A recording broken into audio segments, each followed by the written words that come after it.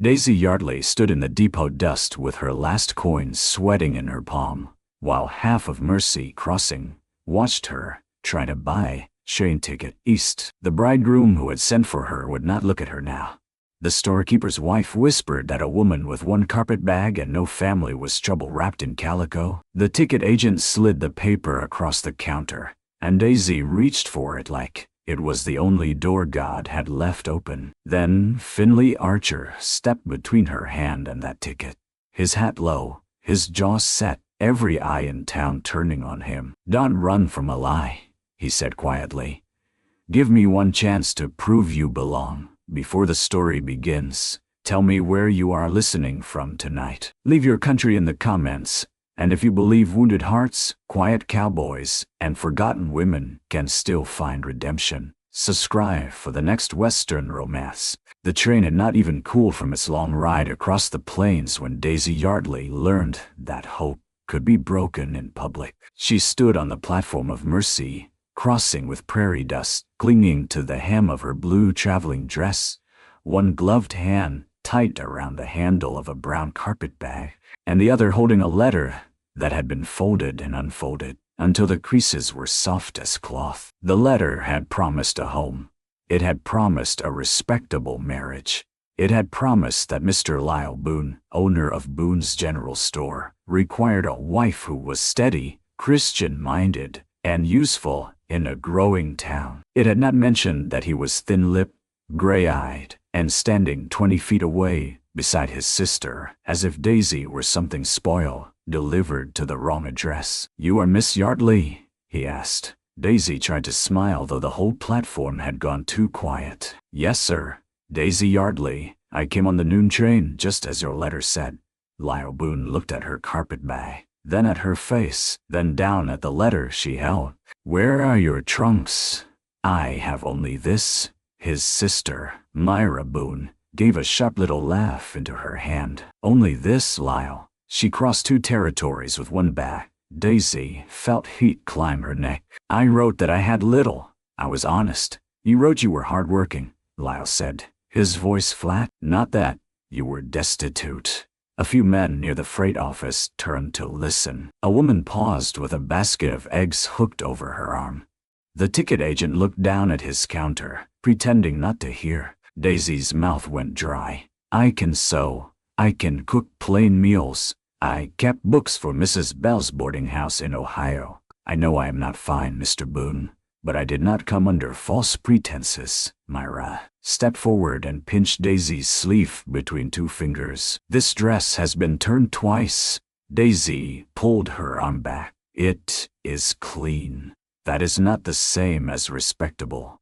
The words landed harder than Daisy expected. She had lived through orphanage bread, cold rented rooms, winter mornings when her fingers cracked from scrubbing floors. She had been dismissed by women who had never missed a meal, and appraised by men who mistook poverty for permission. But she had not expected to be weighed and found wanting before the whole town the very hour she arrived. Lyle removed his hat, then put it back on again, uncomfortable with his own cruelty, but not enough to stop it. "I received a telegram this morning." Daisy's heart stumbled. "From whom?" "From a man in New Concord, a Mr. Silas Crow." Her fingers tightened around the carpetbag handle until the leather bit into her palm. Myra's eyes sharpened. "He says you left Ohio under a cloud." "That is not true." "He says you owed money." "He says you misled a respectable family." "He says a woman who runs from one town will run from another." Daisy looked from Lyle to Myra, then to the faces gathering at the edge of the platform. Some were curious. Some were hungry for shame, the way stray dogs were hungry for scraps. "Silas Crow lies when truth will not serve him," Daisy said. Lyle's face hardened at her tone. "That is enough. I will not marry a woman whose name arrives dirtier than her shoes." A murmur moved through the crowd. Daisy stepped back as if he had struck her. For one wild second, she saw herself from outside her own skin. A thin woman alone at the far edge of the world, holding a letter that had become worthless, surrounded by strangers who would remember her humiliation before they remembered her name. Lyle pulled a folded bill from his vest pocket. "This should buy your ticket back east. I am not without charity." Daisy did not take it. His hand remained extended. She lifted her chin, though her eyes burned. "Keep your charity, Mr. Boone. It is too small to cover what you have done." Myra gasped. Someone chuckled. Lyle's hand closed into a fist around the money. Daisy turned before tears could shame her further. She walked into the depot with her shoulders straight, even though every step felt like walking across broken glass. Inside, the air smelled of tobacco, hot iron, and old wood. A clock ticked above the ticket window. The agent, Mr. Pender, was a round man with nervous eyes. He had watched the scene through the glass and now looked at Daisy with pity, so naked she nearly hated him for it. "How much to go east?" she asked. "To where, miss?" Daisy had no answer. That did not hurt. Ohio was not home. New Concord was not safe. Anywhere east meant running back toward the life she had tried to survive. "How far will this take me?" She laid her coins on the counter. They barely made a sound. Mr. Pender counted them. Once, twice, not far. "Then sell me as far as they go." Behind her, boots sounded on the floorboards. The depot door creaked open. Dust swept in ahead of a tall cowboy in a dark coat and a black hat worn pale at the edges. He carried himself like a man used to open spaces and unwanted attention. His face was sun-browned, lean, and quiet, with a scar cutting through one eyebrow and eyes the color of rain over sagebrush. Daisy had seen him on the platform, standing apart from the others near a hitching post. He had not laughed. That was all she knew of him. Mr. Pender swallowed. "Afternoon, Finley." The cowboy did not answer him. His gaze rested on the coins, then on Daisy's face. "Miss Yardley," he said. She stiffened. "I do not believe we have been introduced." We haven't." "Then you have the advantage of me, sir. Name's Finley Archer." She remembered hearing the name in the murmurs outside. Archer, the ranch west of town. A family that had lost more than it spoke of. A man people respected because he never asked to be liked. "I am trying to buy a ticket, Mr. Archer." I can see that." "Then please step aside." He did not move. Mr. Pender lifted the ticket from the little brass machine and slid it across the counter. Daisy reached for it. Finley set his gloved hand over the paper. The room went still. Outside, more people gathered at the window. Daisy could feel their eyes through the glass. Her voice dropped. "Take your hand off my ticket." "I will," Finley said, "after you hear me. I have heard enough men decide my life today." That struck him. She saw it in the slight flinch near his eyes. "I'm not deciding," he said. "I'm asking." "For what?" "One chance." Daisy stared at him. "To do what?" "To prove this town is not made only of boons and gossip." A bitter laugh escaped her. "That is a tall promise for a man whose name I learned 1 minute ago." "I know." He lifted his hand from the ticket, but did not step away. The ticket lay between them like a dare. "I heard what Boone said," Finley continued. "I also saw you refuse his money. That does not make me good, no doubts. It makes you proud enough not to be bought by a man who insulted you." The words, quietly spoken, loosened something in Daisy's chest. Finley glanced toward the window, where Myra Boone and 2 other women pretended not to stare. "You leave now. Their lie becomes your whole story here. You stay 1 week, work honest, eat honest, sleep under a roof nobody can call charity. And then decide." Daisy's throat tightened. "And where is this honest roof?" "My ranch." A louder murmur rose outside. Daisy's face hardened. "You think I am so ruined that I will ride away with the first man who offers a roof?" "No." "Then, what do you think?" "I think you came a long way with 1 bag, and still stood straighter than the man who sent for you." "I think that means something." Daisy looked down at the ticket. East, away. Escape. Shame traveling with her in the same seat. Then she looked at Finley Archer. His hand was no longer on her ticket. He had not trapped her. He had made the choice harder by giving her one. "What kind of work?" she asked. The people outside went quiet enough to hear. Finley's shoulders eased by breath. "Cooking, mending, keeping accounts if you know figures. My little niece needs someone patient. The house needs more than I've known how to give it. You have a wife? No. Oh, a sweetheart? No. Then people will talk. They already are." Daisy studied him for the first time. Not handsome in the polished way Lyle Boone had tried to be. Finley was weathered, guarded, and tired in a place deeper than his bones. But there was no hunger in his eyes, no bargain disguised as kindness. "What are the wages?" The faintest ghost of respect crossed his face. $15 a month, board included. If you leave before the week is done, I'll buy your ticket east myself. Daisy turned back to Mr. Pender. The ticket lay waiting. Her fingers hovered over it. Then she pushed it back. "1 week, Mr. Archer," she said. "Not 1 hour more unless I choose it." Finley gave a single nod. "Fair." She picked up her carpet bag and walked toward the door. Outside, the staring townspeople parted. Lyle Boone stood near the platform, his face red with anger. He tried to dress as dignity. Myra whispered, "Some women know how to find shelter fast." Daisy stopped. Finley stopped beside her, but he said nothing. He let the moment belong to her. Daisy turned to Myra. "And some women mistake a full purse for a full heart." The station erupted in murmurs. Daisy walked on before her courage failed. Finley's horse was tied beside a wagon loaded with flour, nails, coffee, and a small sack of peppermint sticks. He set Daisy's bag in the back with care, not tossing it as if it were worthless. As he helped her onto the wagon seat, the eastbound train gave a mournful whistle. Daisy looked toward it once. Finley followed her gaze. Still time. She gripped the seat edge. "Drive, Mr. Archer." So he did. The wagon rolled away from the depot, past the staring faces, past Lyle Boone's stiff pride, past the ticket she had almost bought. Dust rose behind them like a curtain closing on one life and opening on another she did not yet trust. Finley Archer did not speak much on the road west of Mercy Crossing.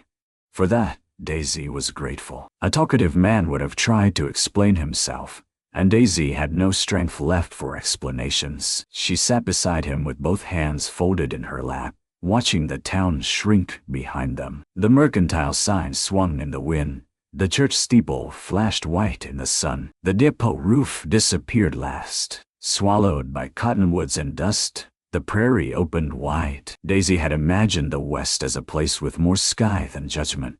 She had been wrong about the judgment, but the sky did its best. It stretched blue and enormous above the wagon, making human cruelty seem small if one looked at it long enough. Finley held the reins loosely, his hat brim shading his eyes. Now and then he glanced at her, not in a way that pressed, but in a way that checked whether she was about to break. She refused to break. After nearly 2 miles, her stomach betrayed her with a sharp, hollow sound. Finley looked ahead as if he had heard nothing. A minute later, he reached behind the seat and handed her a cloth-wrapped bundle. Daisy did not take it. "I am not begging. Didn't say you were. What is it? Biscuits? Ham? Apple? Why? Because I bought them for the road. You bought peppermint sticks, too." A corner of his mouth moved. "Those are for Elsie. Your niece." "Yes. Where are her parents?" The reins shifted in his hands. "Gone." The word closed the subject like a door. Daisy looked at the bundle. Pride and hunger waged a hard little war inside her. Hunger won by a narrow margin. She took the food and unwrapped it carefully. "Thank you," she said. Finley nodded. The biscuit was dry, the ham salty, the apple bruised on one side. Daisy had eaten finer meals, but none that had felt so much like being allowed to remain alive. She ate half and wrapped the rest, saving it. Finley asked, "For later, there'll be supper." "That is later." He accepted that. They reached the Archer Ranch as the sun leaned west. It sat in a shallow valley where grass grew thicker along a creek lined with willows. The house was 2 stories, weathered gray, with a porch that sagged at one corner and a stone chimney patched in 3 places. A barn stood beyond it, red paint faded to rust. Cattle grazed on the slope behind the pens. It was not grand, it was real. A little girl of perhaps 7 stood on the porch in a dress too short at the wrists. Her brown hair was cut unevenly, and she held a rag doll by one leg. When she saw the wagon, she ran down the steps. "Uncle Finley!" Finley set the brake and jumped down. The child flung herself at him, and he caught her with one arm. Daisy watched his face change. Not much, not enough that a stranger would notice. But the hard line of his mouth softened, and the distance in his eyes came nearer. "Did Mrs. Vale stay?" he asked. Elsie shook her head. "She said the bread burned because the stove is wicked." "The stove is iron." "She said it is wicked iron." Finley sighed. Elsie looked past him at Daisy. Curiosity widened her eyes. Is she the lady from the train?" "Is she going to be our new Mrs. Vale?" "No," Finley said. "Her name is Miss Daisy Yardley. She's come to work for a week." Elsie studied Daisy with the honest severity only children possessed. "Can you make gravy?" Daisy stepped down from the wagon before Finley could help her. "If the flour has no weevils and the grease has not gone rancid." Elsie brightened. "That sounds like yes. It sounds like I need to inspect your kitchen." For the first time all day, Daisy heard herself speak without fear. Inside, the house smelled of smoke, leather, dust, and old sorrow. A rifle hung over the mantel. A woman's faded shawl lay folded over the back of a rocking chair, untouched for so long that Daisy knew it had become memory instead of clothing. The floor had been swept badly. The curtains were clean but sun-bleached. A stack of ledgers sat on the dining table beside a cup with dried coffee at the bottom. The kitchen was worse, not filthy, but defeated. Flour spilled in the pantry. A crock of butter sat too near the stove. Beans soaked in a pot with no fire beneath them. The stove door hung open like a mouth, mid-complaint. Daisy removed her gloves. Elsie watched from the doorway. Finley stood behind her, uncertain, as if the kitchen were a country where he did not speak the language. "Where are your aprons?" Daisy asked. Elsie pointed. "What?" Finley answered. "Box by the back door, water, pump outside. Then, I'll need water, wood, and 10 minutes without anybody explaining that the stove is wicked." Finley almost did. He brought water and wood. Daisy rolled up her sleeves and worked with the efficiency of a woman who had never been allowed the luxury of helplessness. She scraped the stove, tested the draft, sorted the beans, cut salt pork, stirred flour into fat, and found a jar of peaches on a high shelf. Elsie sat at the table, swinging her feet. "Mr. Boone said you were bad." Finley, who had entered with an armload of kindling, froze. Daisy kept stirring. "Did he?" He told Mrs. Pike at the store. "He said Uncle Finley brought home trouble." Daisy felt the old ache rise, but she did not let it reach her voice. "And what do you think?" Elsie considered. "Bad people don't usually know how to fix gravy." Finley turned toward the window, but Daisy saw the slight shake of his shoulders. Supper was beans with pork, hot biscuits, gravy, and peaches warmed with a little cinnamon. Finley ate like a man who had forgotten meals could taste of care. Elsie took 2 biscuits, then 3. Daisy served herself last. At the table, Finley said grace. His voice was low. "Lord, thank you for food, shelter, and hands willing to work. Amen." Daisy stared at her plate. Hands willing to work? Not fallen woman, not a rejected bride, not trouble. Hands willing to work. After supper, Daisy washed dishes while Finley carried in her carpet bag. "Where am I sleeping?" she asked. He gestured toward the stairs. "Back room, door locks from inside." "Elsie sleeps across the hall. I sleep in the lean-to room off the kitchen when there's help in the house." That mattered. He said it plainly without making virtue a performance. Daisy nodded. "Thank you." The wages start today. I have not completed a full day. You crossed half the country and cooked supper under judgment. That counts. She looked at him sharply, but he was not smiling. You do not need to keep rescuing me, Mr. Archer. I know. Do you? He leaned one shoulder against the doorframe. My sister used to say there's rescue that ties a rope around a person's throat and calls it kindness. I don't want that. Daisy's hand stilled in the dishwater. What do you want? Finley looked toward the table where Elsie was feeding a peach slice to her rag doll. A house that doesn't feel like it is waiting for another funeral. A child who remembers how to laugh. Ledgers that don't drown me, and might be for once. A town that doesn't get to decide a woman's worth by who abandons her. Daisy swallowed. That is a long list for 1 week, she said. I know. She finished the dishes, dried her hands, and climbed the stairs with her carpet bag. The back room was small but clean. There was a narrow bed, a washstand, a hook rug, and a window facing west. On the pillow lay the sack of peppermint sticks. Daisy picked it up, confused. A folded scrap of paper sat beneath it in a child's crooked hand. For Miss Daisy, because the train made you sad. Daisy sat on the bed. She did not cry at the depot. She did not cry when Boone rejected her. She did not cry when Myra made her poor dress into a crime. But alone in that little room, holding peppermint from a motherless child, Daisy Yardley pressed a hand over her mouth and let the tears come quietly. By the third morning at Archer Ranch, Daisy had learned that grief lived in houses the way mice did. It hid in corners. It nibbled at ordinary things.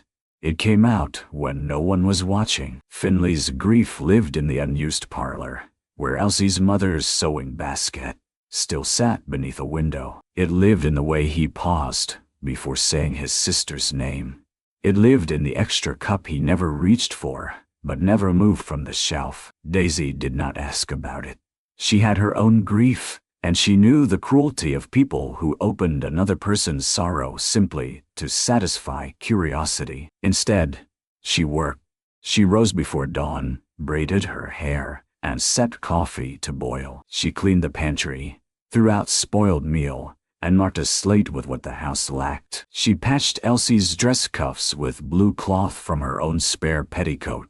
She found 3 mistakes in Finley's supply ledger and 1 unpaid credit from Boone's store that had been counted twice. When she showed him, he stared at the page. You're sure? Numbers do not improve by being doubted. He looked at her then, and something like amusement warmed his eyes. No, ma'am. Boone charged you for 2 sacks of coffee in March. Your hand says you received 1. I remember 1. He charged 2. Finally took the ledger. Could be mistake. Could be. You don't think so. I think men who humiliate poor women in public might not tremble at cheating quiet ranchers in private. Finley's jaw tightened. That afternoon, he took the ledger into town. Daisy did not ask to go. She had no desire to stand under Mercy Crossing's eyes again. But when the wagon returned near dusk, Elsie ran outside and came back breathless. Uncle Finley made Mr. Boone give back $6.40. Daisy looked up from kneading bread. Finley entered behind the child, dusty and tired. $5.10. Scissor sounds better, Elsie said. Truth sounds best. Daisy wiped flour from her hands. Did he admit the mistake? No, of course not. He said your figuring was spiteful. Daisy's face cooled. And what did you say? Finley hung his hat on a peg. That spite must add better than he does. Elsie giggled so hard she hiccuped. Daisy turned back to the dough before Finley could see her smile. The days found a rhythm after that. Finley rode out early with 2 hired hands, Jasper and Cole, both decent men who removed their hats when Daisy passed and did not stare too long. Daisy kept the house, taught Elsie letters in the afternoon, and took the ledgers in the evening. Sometimes she carried coffee to the barn. Sometimes she stood at the fence while Finley worked a difficult horse in the round pen. He never showed off. That impressed her more than if he had. A flashy man would have made the horse's fear into theater. Finley made himself smaller. He waited. He let the animal circle until its panic wore down. He spoke low, steady words Daisy could not hear. Eventually, the horse lowered its head and turned in. Elsie leaned against the fence beside Daisy. "That mare kicked Mr. Cole into the trough, did she? Uncle Finley says fear kicks harder than meanness." Daisy watched Finley rub the mare's neck. "Your uncle knows something about fear. So do you?" Daisy looked down. Elsie's face was serious. "You look at the road sometimes like it might come take you back. Children saw too much." Daisy brushed a strand of hair from Elsie's cheek. "Perhaps I am learning roads can lead two ways." On the 5th day, rain came. It began as a gray line over the western hills and reached the ranch by afternoon, turning dust to dark mud and filling the gutters with silver ropes of water. Finley and the hands rode out to bring in a stray heifer before the creek rose. Daisy stood on the porch with Elsie, watching them disappear into the weather. "They'll come back," Elsie said, but her voice was small. Daisy wrapped an arm around her. "Yes, my pa didn't." There it was. The small door Grief had been waiting behind. Daisy knelt beside her. "What happened?" "Fever took Mama first. Pa went after medicine. Wagon broke by the crossing. Water was high." Elsie's eyes stayed on the rain. "Uncle Finley found him 2 days later." Daisy closed her eyes briefly. "After that," Elsie whispered, "Uncle Finley stopped singing." Daisy had no answer big enough. She only pulled the child close and held her until the trembling passed. The men returned at dusk soaked through, leading the heifer and one mud-spattered calf. Finley swung down stiffly, his left sleeve torn, blood darkening the cloth near his forearm. Daisy was off the porch before she thought about it. "You're hurt? Fence wire. Inside." "It's nothing. Inside, Mr. Archer." He obeyed, perhaps too tired to argue. In the kitchen, she cut away the torn sleeve and cleaned the wound. It was not deep, but it was ugly. Finley sat still at the table, rainwater dripping from his hair onto his collar. Elsie hovered near the stove. "Will he die?" "No," Daisy said. "Not unless he keeps being foolish." Finley glanced at her. "I came inside after bleeding on the porch. That porch has seen worse." Daisy wrapped the bandage firmly. "That is no reason to add to its burdens." He watched her hands. "You've done this before?" "Yes, the boarding house." "And before." She tied the cloth and stepped back, but he did not rise. "Daisy," he said. It was the first time he had used her Christian name. The sound of it startled them both. He seemed to search for a way to retreat and chose not to. "When your week is done tomorrow, I'll honor what I said. Ticket east, if that's your choice, or the job can remain yours." She looked at the rain-streaked window. All week, she had counted the days as if freedom waited at the end. Now the end had come, and freedom had changed shape. "I do not know yet," she said. "That's honest. Honesty has not served me well." "It served me." She turned back. He touched the bandage on his arm. "This house has been quieter than a grave for 2 years. You came in angry, hungry, and ready to bolt. And somehow my niece is laughing at supper, and my books make sense. That's not nothing." Daisy's eyes stung, but she held steady. "Do not make me needed, Mr. Archer." Needed can become another kind of cage. Finley absorbed that, like a man who had been struck, and knew he deserved to stand still for it. "You're right," he said. "No defense, no wounded pride.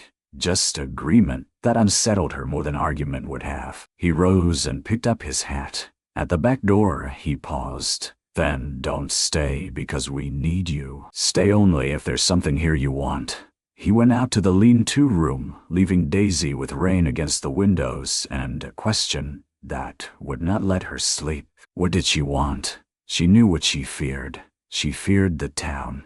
She feared Silas Crow's shadow stretching all the way from Ohio. She feared becoming an unpaid servant in a house that praised her sacrifice while consuming her life. She feared looking at Finley Archer too long and finding that her heart, foolish, wounded thing, still knew how to lean toward warmth. But wanting was harder. The next morning dawned clean and bright. The creek ran high. The world smelled washed. Daisy packed her carpet bag. Then she unpacked it. When she came downstairs, Finley stood in the kitchen with coffee already made badly and breakfast burning in a skillet. Elsie sat at the table looking worried. Daisy took the skillet from him. "Move," she said. Finley did. She scraped the blackened bacon into a pan for the dogs, cracked eggs into fresh grease, and set biscuits from yesterday to warm. Elsie whispered, "Does that mean you're staying?" Daisy kept her eyes on the stove. "It means," she said, "that no one in this house knows what to do with breakfast." Finley's voice came quietly from behind her. Is that all it means?" Daisy turned. He stood with his hands at his sides, giving her all the room in the world to leave. "No," she said. "It means I accept the position, for wages, with Sundays free after church, my door locked, and no man in town speaking for me unless I ask him to." Finley nodded once. "Agreed. And if I decide to go east later, you will not block my ticket again." His eyes held hers. "No, I won't." Something in Daisy's chest softened, not because he asked her to stay, but because he promised she could leave. The rumor returned before the man did. It came in through the church doors on Sunday morning, wearing perfume and a feathered hat. Myra Boone leaned across the aisle to whisper to Mrs. Pike, and Mrs. Pike whispered to the blacksmith's wife, and by the second hymn, Daisy could feel the words crawling over her skin. Stole, promised, ran. Finley sat at the end of the pew with Elsie between them. He did not look at the whispering women. He looked straight ahead, jaw set, hymn book open, in hands that did not sing. Daisy sang anyway. Her voice was not strong, but it was steady. She sang because silence would feel too much like guilt. She sang because Elsie's small shoulder leaned against her arm. She sang because Finley had told her to stay only if she wanted something, and she wanted, fiercely, not to be driven from another room by lies. After service, Reverend Alden stood at the door, greeting people. He was a kind man with silver hair and eyes that seemed to notice wounds without poking them. "Miss Yardley," he said, taking her hand, "your singing strengthened the alto side today." Daisy almost smiled. "I fear that says more about the alto side than my singing." His eyes warmed. "Sometimes courage carries a tune well enough." Behind them, a woman gasped. Daisy turned. A man stood at the edge of the churchyard, one boot on the lowest step, hat in hand, smiling as if the whole town had been invited to watch his triumph. Silas Crow. He had not changed enough. His mustache was trimmed neater. His coat was better. His smile remained the same polished blade. Daisy's breath stopped. Finley saw her face and stepped closer, not touching her, but near enough that she could feel his presence. Silas' gaze moved over Daisy from bonnet to shoes. "There you are." Finley's voice was quiet. "You know this man?" Daisy forced air into her lungs. "Yes." Silas climbed the steps. "I have come a long way for a private conversation."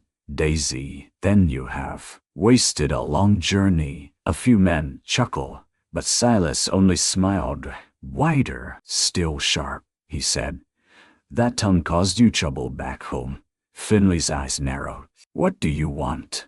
Silas looked him up and down. "You must be Archer.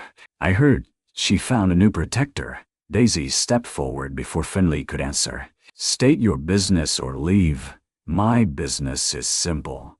Daisy Yardley was engaged to marry me." "That is false. We had an understanding." "You had an assumption." Silas' smile thinned. "She left New Concord with money missing from my employer's office. $48. Daisy heard the churchyard murmur. The old shame rose again, hot and suffocating. "I took nothing," she said. Silas removed a paper from his coat pocket. "Sheriff in New Concord might see it differently. I have a sworn statement." Finley held out his hand. "Let me see." Silas did not give it to him.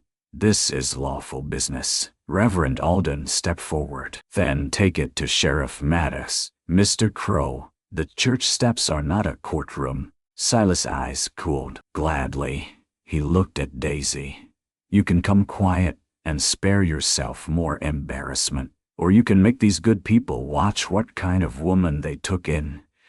Daisy's hands trembled at her sighs. She hated them for it. Finley saw. His own hand shifted, then still, he would not grab her. He would not claim her. The restraint nearly undid her. Sheriff Maddox was summoned from the livery, where he had been settling a dispute over a mule. He was a broad, slow-speaking man with a sunburned nose and a deep dislike for drama before dinner. He read Silas's paper on the church steps. "Doesn't say warrant," he said. Silas frowned. "It is a sworn statement, not a warrant. It establishes suspicion. A cloudy establishes suspicion of rain. Doesn't mean I arrest the clouds." Several men laughed. Silas flushed. "Sheriff, this woman is a thief." Daisy spoke before fear could stop her. "I kept accounts for Mr. Walden's feed office in New Concord. Mr. Crow worked there, too. When $48 went missing, I found the ledger altered. Silas demanded I say nothing and marry him. When I refused, he told the town I had stolen it." "Can you prove that?" Sheriff Maddox asked. Daisy's heart sank. "Not here." Silas spread his hands. "Convenient." Finley looked at Daisy. "Where's the proof?" "In Ohio. Hidden in a Bible that belonged to Mrs. Bell. I copied the ledger page before I left, but I sent it to her for safekeeping." Myra Boone's voice sliced through the crowd. "How dramatic. A hidden Bible, a stolen ledger.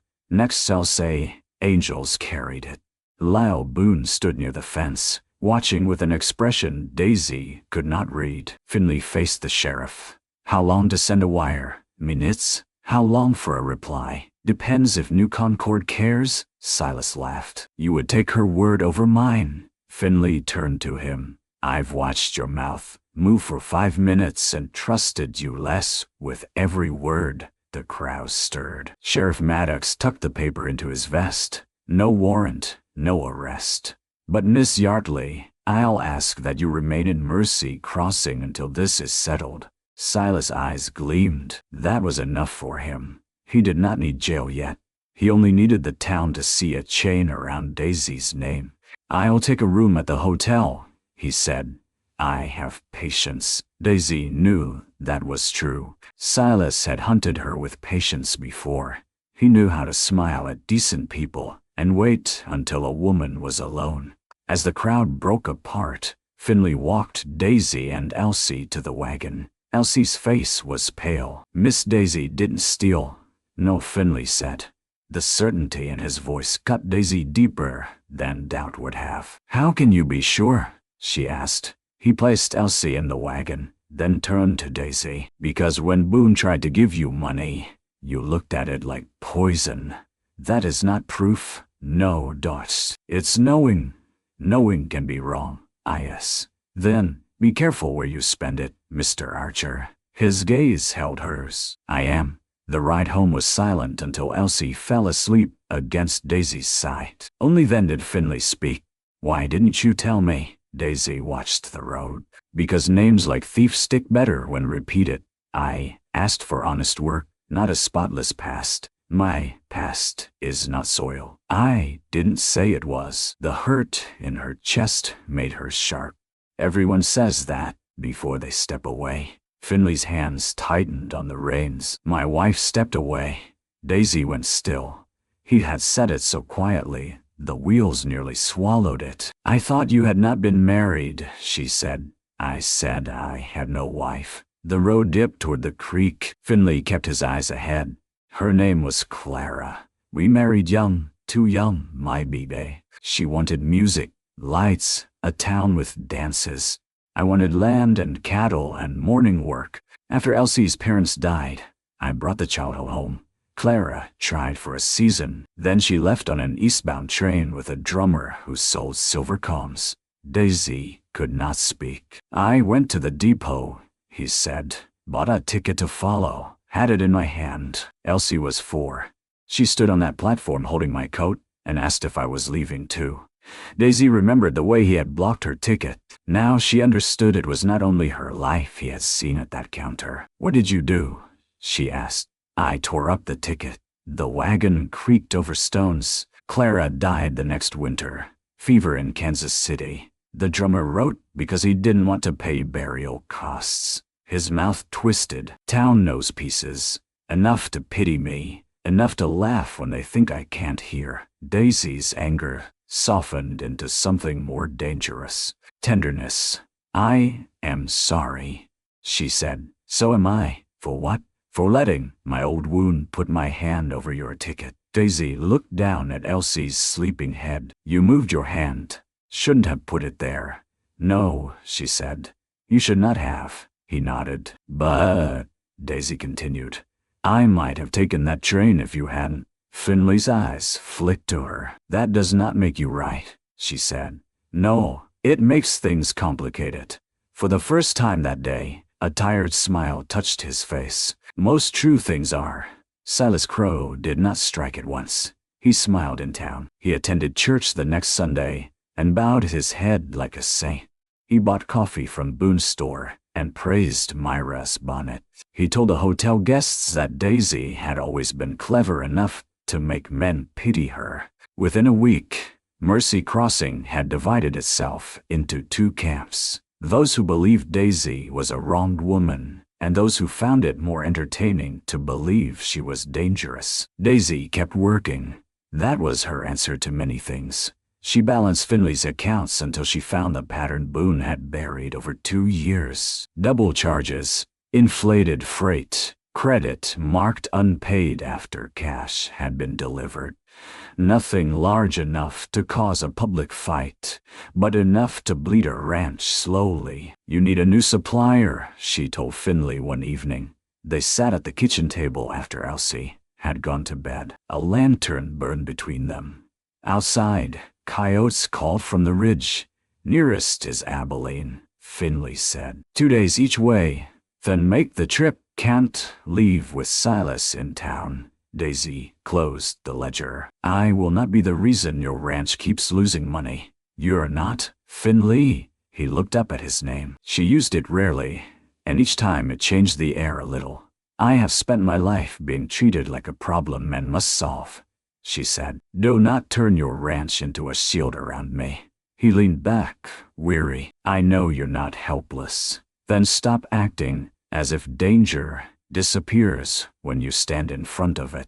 "I don't think it disappears." "No, you only think it hits you first."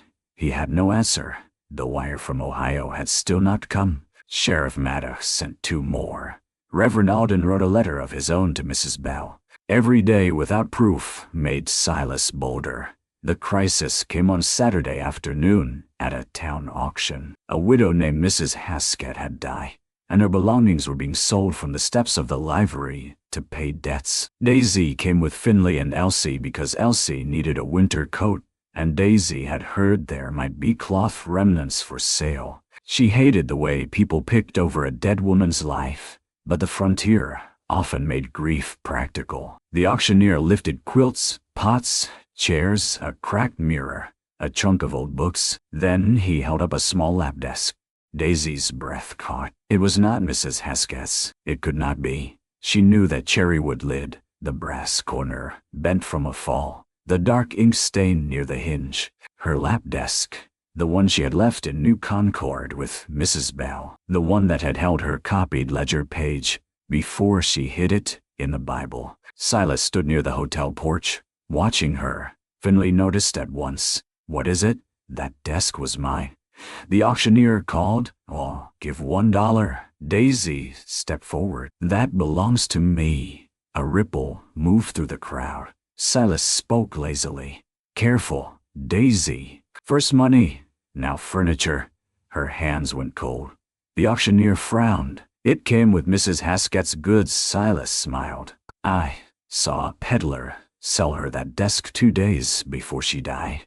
Perhaps Miss Yardley once owned a similar one. Or perhaps she sees property and remembers it fondly." Laughter broke from the meaner edges of the crowd. Finley's face darkened. "Bit," Daisy shook her head. I have only $3 save. I said bid. The auctioneer cleared his throat. $1 bid? Daisy lifted her chin. $1. Silas raised a hand. 5. The crowd murmured. Finley said, 10. Daisy turned to him. No. Silas's smile widened. 20. Finley did not blink. 30. 50. Gas pass. $50 was madness for a used desk. Daisy grabbed Finley's sleeve. Do not. Silas looked pleased. He did not want the desk. He wanted Finley to bleed pride and money in public. 100, Silas said. The auctioneer nearly dropped his gavel. Finley's jaw worked. Daisy saw what would happen. He would bid. He would pay anything. He would make himself poor to prove her believed. And then the town would say she had cost him dearly, just as Silas wanted. No, Daisy said. She walked up the steps and faced the auctioneer. Open it. He blinked. Ma'am? Open the desk? Silas' face changed. Only a little. Enough? Daisy saw it, and courage rose so fast it shook her. Open it, she said louder. If it is mine, there is an ink stain inside the lid and a loose panel under the paper shelf. The auctioneer looked to Sheriff Mattis, who nodded. The desk opened with a squeal. The ink stain was there. People murmured. The auctioneer touched the shelf. It shifted. A narrow panel slid loose. Inside lay a folded page. Daisy could not breathe. Sheriff Maddox took it, unfolded it, and read silently.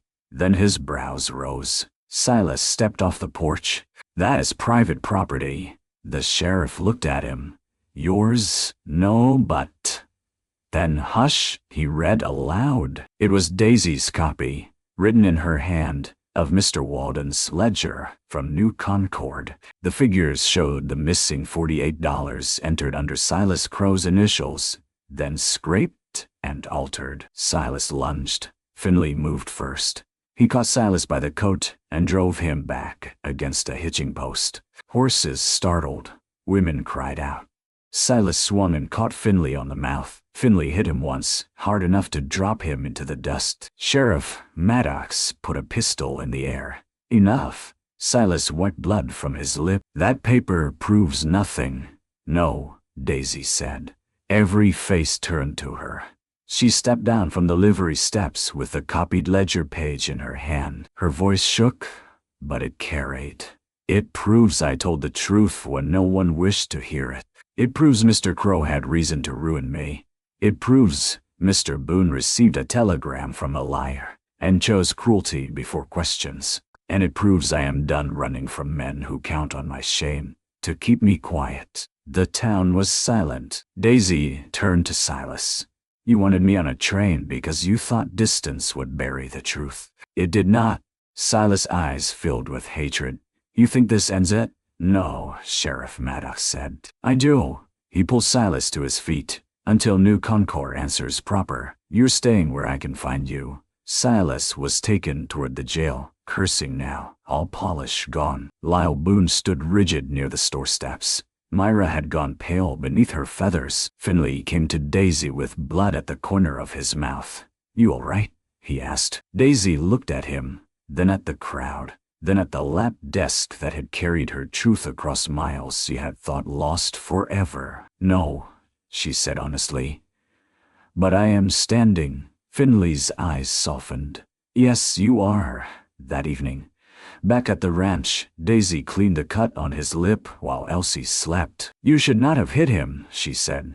He was reaching for you. He was reaching for the paper. Same difference. No, Daisy said, dabbing the cloth harder than necessary. It is not. I do not want to be the woman men fight over like land. Finley caught her wrist gently, then released it at once. You're right. Again, no defense. It made tears press behind her eyes. I needed to speak today, she said. You did. I needed you not to speak for me. I know. You hit him. I did. She stared at him until his mouth twitched despite the cut. I am thinking on repentance. Think harder. He lowered his gaze. I'm sorry, Daisy. The apology was plain and unadorned. It cost him something. She heard it. After a moment she resumed cleaning the wound, gentler now. When I saw that desk, she said, I thought God had sent back the only piece of my old life that knew I was honest. My BB he did. Or my be Mrs. Bell sold it to a peddler by mistake. God can use peddlers. A laugh broke from Daisy before she could stop it. It was small, startled, and real. Finley looked at her as if the sound had entered a room in him long closed. Outside, the wind moved through the grass. Inside, the lantern light held steady. Daisy folded the cloth. I am afraid, Finley. I know. If the full proof does not come, some people will still believe him. If it does come, some people will still remember the lie first.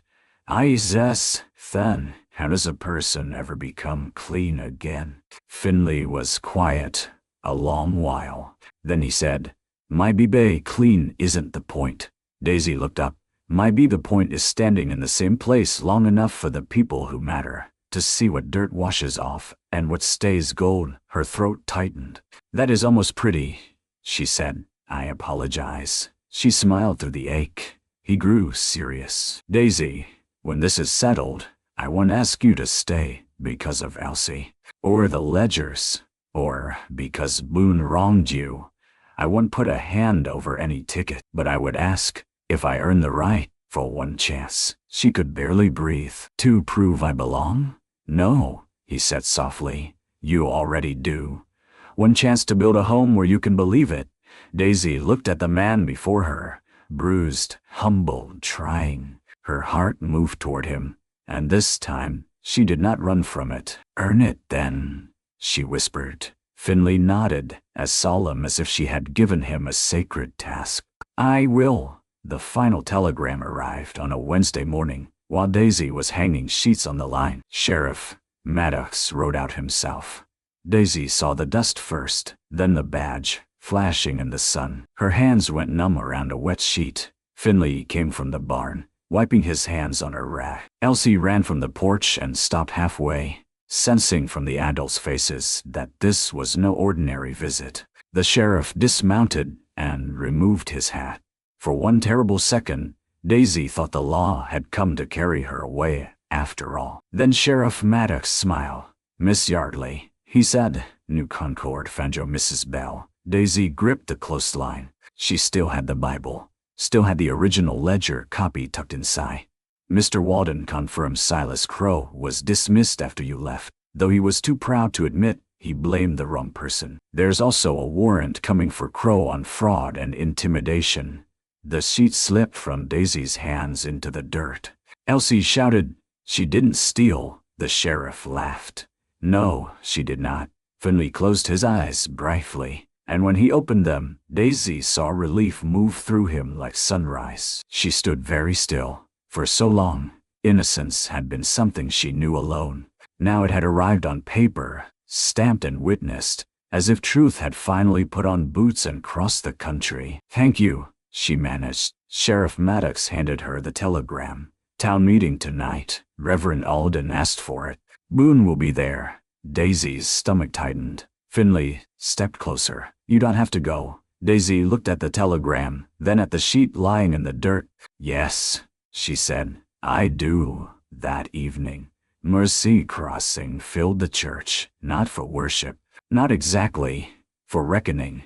Daisy wore her blue traveling dress, the same one Myra Boone had mocked on the day she arrived. She had washed it, pressed it, and stitched the fraying collar with white thread. She considered wearing something else, then decided the dress deserved to stand clean before the town too. Finley drove her in the wagon. Elsie sat between them holding Daisy's hand. At the church door, Finley paused. Want me beside you? Daisy looked at the faces turned toward them through the open doorway. Yes, she said. Beside me, not in front.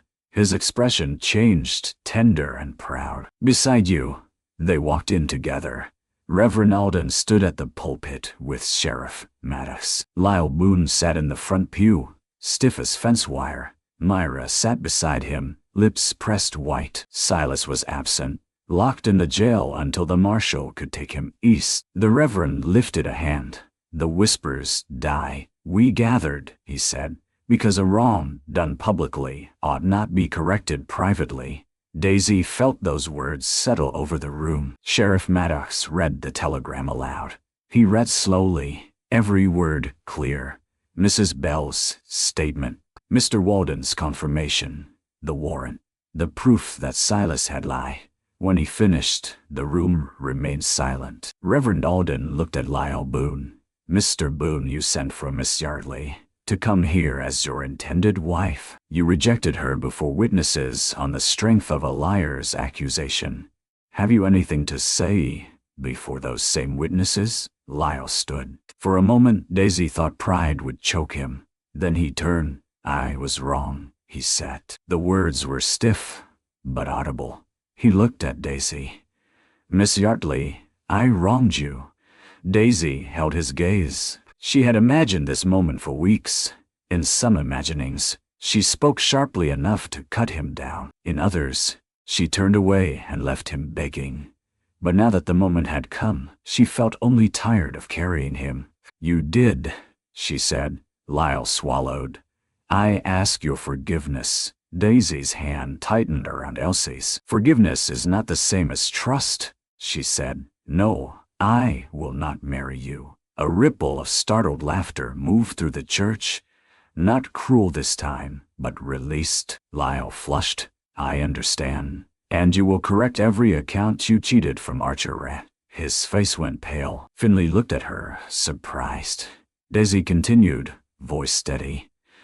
You will correct them with interest. You will do the same for any rancher, widow, farmer, or freighter whose account you altered. Mr. Archer's ledgers show enough to begin. The room changed. Men sat forward. Mrs. Pike turned to stare at Myra. The blacksmith whispered something dark under his breath. Sheriff Maddox looked at Boone. We'll discuss that after meeting.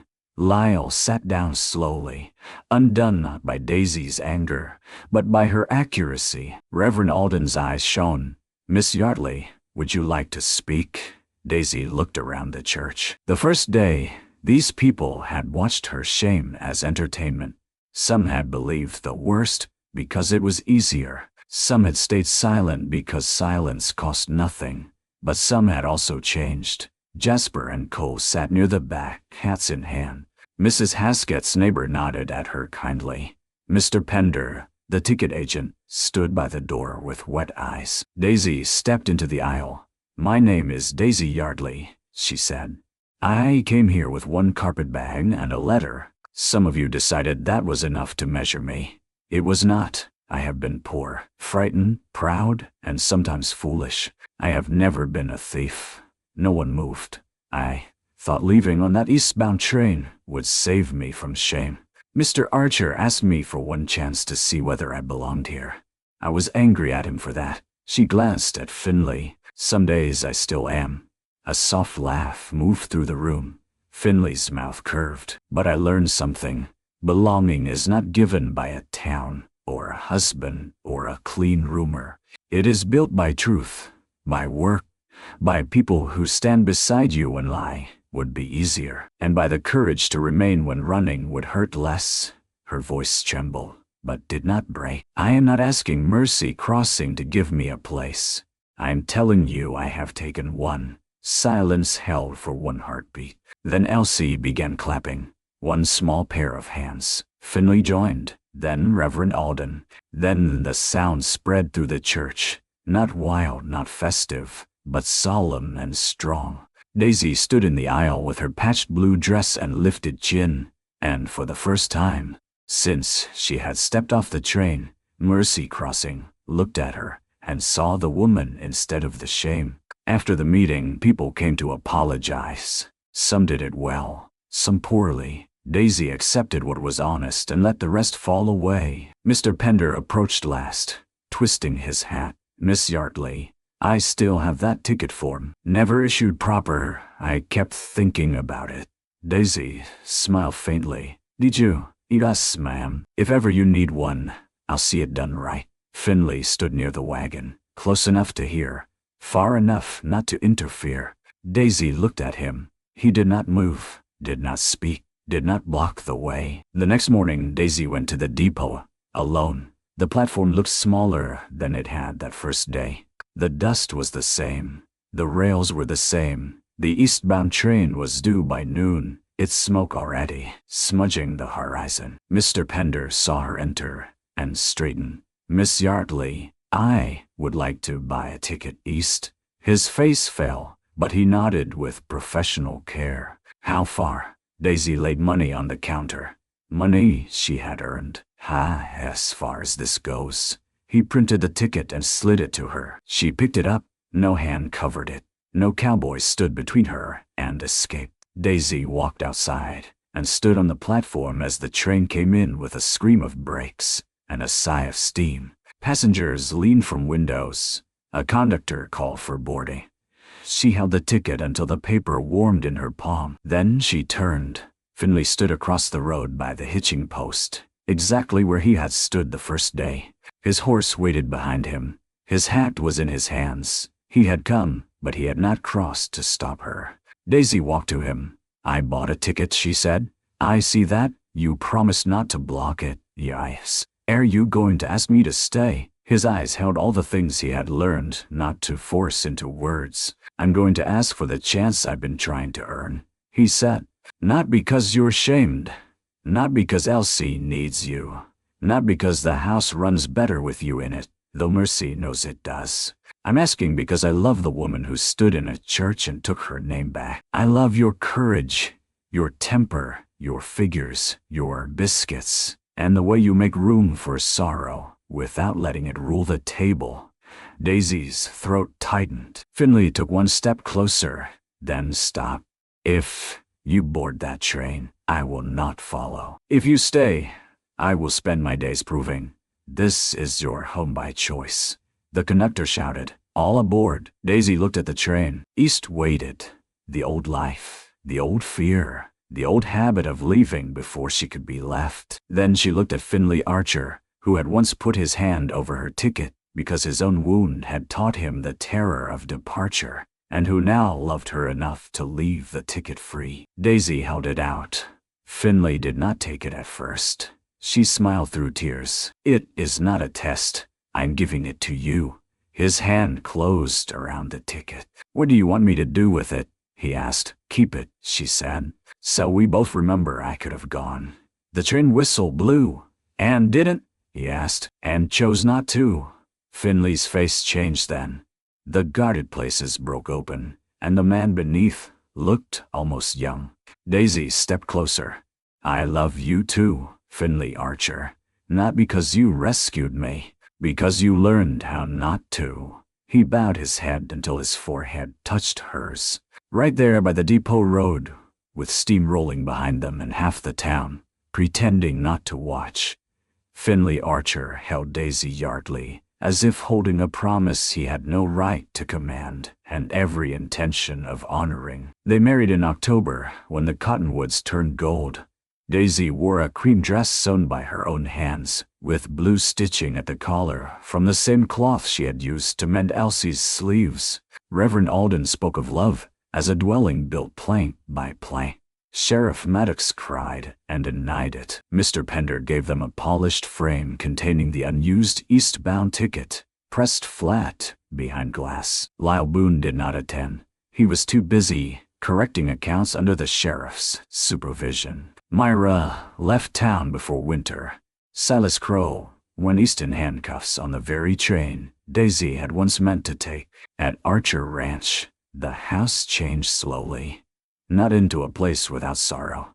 Daisy did not believe in such places. Clara's shawl remained folded in the parlor, but now it was clean and laid with care in a cedar chest for Elsie when she was grown. The porch was repaired, the pantry filled, the ledgers balanced. Finley sang sometimes in the barn when he thought no one heard. Elsie began calling Daisy Aunt Daisy, first by accident, then by choice, and one night, sleepy by the fire, simply called her Mama Daisy. Daisy held very still until the child drifted off. then looked at Finley with tears shining in her eyes. He said nothing. He only reached for her hand. Years later, when people told the story, they liked to say a cowboy had blocked a woman's train ticket east and saved her from leaving. Daisy always corrected them. No, she would say, standing on the ranch porch with the prairie wind lifting her hair and Finley's hand warm at her back. He blocked it once. Then he learned to let me choose. And in the front room of their home, beside the Bible, beneath a small vase of wild daisies, the old ticket remained behind glass. Not a symbol of escape anymore, but of the day Daisy Yardley stopped running from shame, and Finley Archer asked for one chance to prove that belonging could be built, honored, and chosen.